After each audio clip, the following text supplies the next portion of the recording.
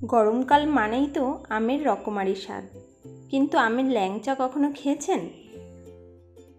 সুজির সাথে পাকা আম আর খাঁটি ঘিয়ের এই যুগলবন্দি আপনার জিভে জল আনতে বাধ্য। জাস্ট একবার ভাবুন, আমের ফ্লেভারে ভরা ল্যাংচা মুখে দিতেই গলে যাচ্ছে। নমস্কার বন্ধুরা, হঠাৎ করে মিষ্টি কিছু খেতে মন চাইলে আম দিয়ে বানিয়ে নিন এই রাজকীয় ল্যাংচা। কোনো ঝামেলা নেই, প্রথমবারেই পারফেক্ট বানাতে পারবেন। চলুন তবে শুরু করা যাক। রেসিপির জন্য নিয়ে নিয়েছি 4টি পাকা আম। এগুলোকে খোসা ছাড়িয়ে ছোট ছোট টুকরো করে কেটে নিয়েছি। আমের টুকরোগুলো মিক্সার গ্রাইন্ডারে নিয়ে নিচ্ছি।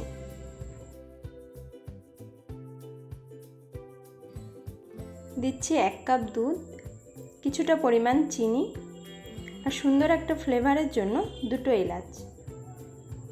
সব কিছুকে ভালোভাবে ব্লেন্ড করে নেব। কড়াইয়ে দিয়ে দিচ্ছি 3 চামচ পরিমাণ ঘি। ঘি হালকা গরম হলে 250 গ্রাম সুজি দিয়ে দিচ্ছি।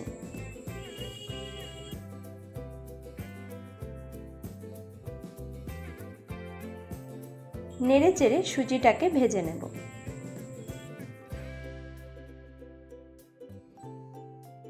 লো আঁচে একটু লালচে করে ভেজে নেব।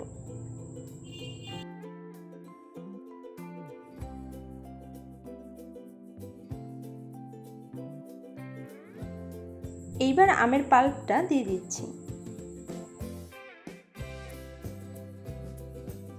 নেড়ে চেড়ে আমের পাল্প ভালো করে মিশিয়ে নেব।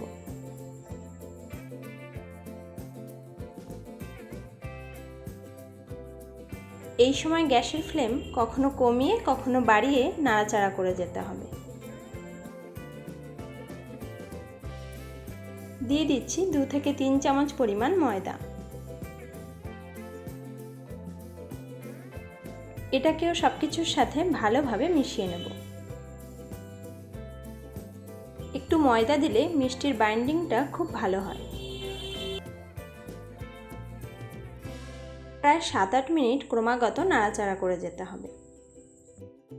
তাহলেই দেখবেন এই রকম একটা মণ্ড তৈরি হয়ে যাবে। এইবার একটি প্লেটে নামিয়ে নেব। স্প্যাচুলা দিয়ে একটু ছড়িয়ে দিচ্ছি। এটাকে হালকা ঠান্ডা করে নেব। আবার খুব বেশি ঠান্ডা করা যাবে না, তাহলে আবার ডোটা শক্ত হয়ে যেতে পারে। কিছুক্ষণ পর ঠান্ডা হয়ে গেলে দিয়ে দিচ্ছি সামান্য পরিমাণে বেকিং সোডা। খুব ভালোভাবে মেখে নেব। মাখার সময় হাতে একটু লেগে আসতে পারে, তাই একটু ঘি নিয়ে মেখে নিলে খুব সহজেই একটা মণ্ড তৈরি হয়ে যাবে। একটি প্লেটের মধ্যে কিছুটা ঘি মেখে নিচ্ছি। এতে ল্যাংচাগুলো তৈরি করে রাখলে লেগে যাবে না, সহজেই প্লেট থেকে তুলে নেওয়া যাবে।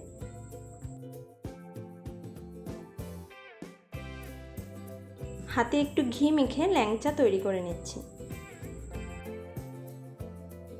দেখুন কত সহজেই তৈরি হয়ে গেল। আপনারাও এইভাবে তৈরি করে নেবেন।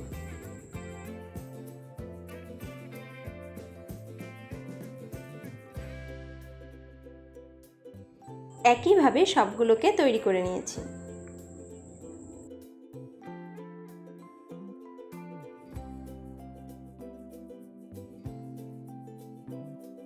সবগুলো তৈরি হয়ে গেছে। এবার ল্যাংচাগুলো ভেজে নেওয়ার পালা। কড়াইতে বেশ কিছুটা সাদা তেল গরম করে নিয়েছি।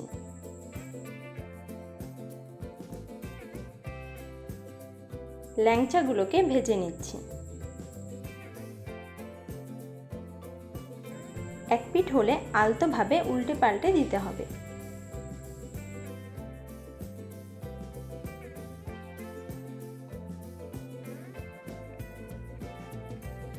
দেখুন ল্যাংচাগুলোর কালার চেঞ্জ হতে শুরু করেছে।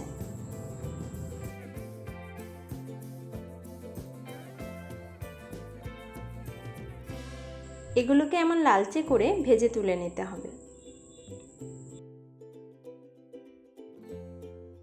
বাকিগুলোকেও একইভাবে ভেজে নিচ্ছি।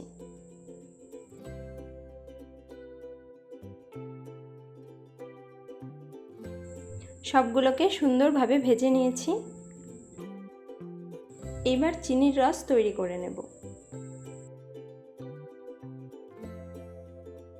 কড়াইতে দিয়ে দিলাম 2.5 কাপ জল, সাথে দিয়েছি 250 গ্রাম চিনি। সুগন্ধের জন্য 2 এলাচ দিয়ে দিলাম। চিনির রস ফুটতে শুরু করেছে, এইবার মিষ্টিগুলো দিয়ে দিচ্ছি।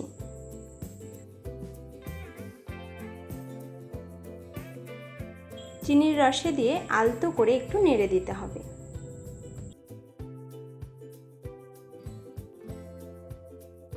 সাত থেকে 8 মিনিট ফুটিয়ে নেব।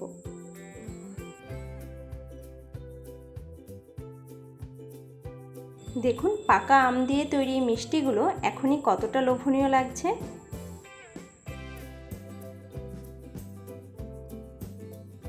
পাকা আমের সিজন থাকতে থাকতেই এই রেসিপিটি একবার হলেও ট্রাই করে দেখতে পারেন। দেখবেন বাড়ির সকলের খুবই পছন্দ হবে। গ্যাস অফ করে ঢেকে রাখবো ঘন্টাখানেকের জন্য। ফিরে এলাম ঘন্টাখানেক পর। দেখতেই পাচ্ছেন মিষ্টিগুলো রস টেনে নিয়ে কতটা ফুলে উঠেছে।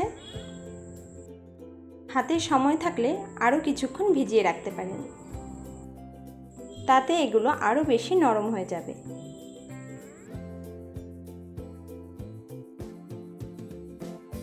এইবার একটি ডিশে নামিয়ে নিচ্ছি।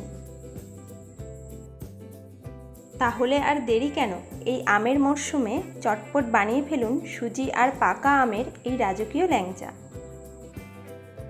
দেখলেন তো কত কম উপকরণে ছানা ও মাওয়ার ঝামেলা ছাড়াই তৈরি হয়ে গেল দুর্দান্ত স্বাদের আম সুজির ল্যাংচা। থেকে কিছুটা পেস্তা কুচি ছড়িয়ে সুন্দর করে সাজিয়ে নিলাম। এতে দেখতে আরও আকর্ষণীয় লাগছে।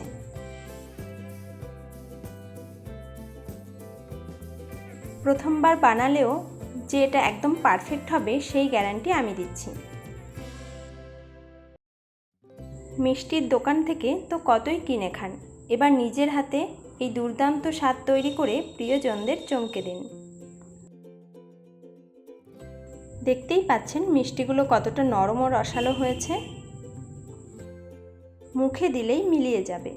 এই স্বাদ একবার মুখে লাগলে বারবার বানাতে ইচ্ছা হবে। রেসিপিটি ভালো লাগলে লাইক, শেয়ার এবং কমেন্ট করবেন, আর সাবস্ক্রাইব ও ফলো করে পাশে থাকার অনুরোধ রইল।